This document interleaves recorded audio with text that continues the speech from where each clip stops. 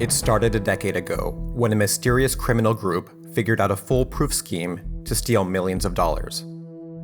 The way it worked was simple and easily repeated. Secretive offshore paper companies would claim fake debts from state or private firms in Ukraine, Moldova, or Russia who sometimes were in on the deal.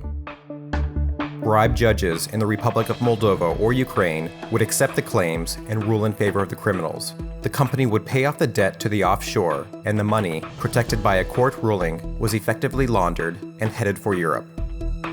Law enforcement was not sophisticated enough to figure out what was happening, or too corrupt to care. Then, in 2008, while Moldovan police were raiding a company involved in a relatively small $4 million fraud case, they found boxes full of rubber stamps, the kind used by companies to certify their official records. The mysterious stamps came from dozens of British and Delaware-based companies. The police seized them, but days later, they were ordered to return them, along with 6 computers they had confiscated.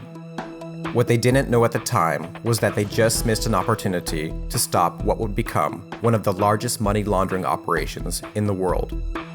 The scheme, unabated, continued to grow more sophisticated. Eventually, with the help of British formation agents, the criminals inserted their offshore companies into the ownership structures of a number of Moldovan banks. And those fake offshore companies, whose stamps police had once had in their hands, by the spring of 2014, they had laundered $20 billion, and that's just what we know about. To keep police confused, they blatantly forged documents, changing the spelling of names each time.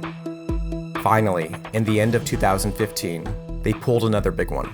This mysterious criminal team made massive loans, $1 billion worth, from the banks that they controlled to fake companies. The money promptly disappeared. Even now, the great Moldovan laundering machine keeps spinning, and nobody seems to know how to stop it. And the perpetrators? Some have fled, many more remain unknown. But the laundromat spins on.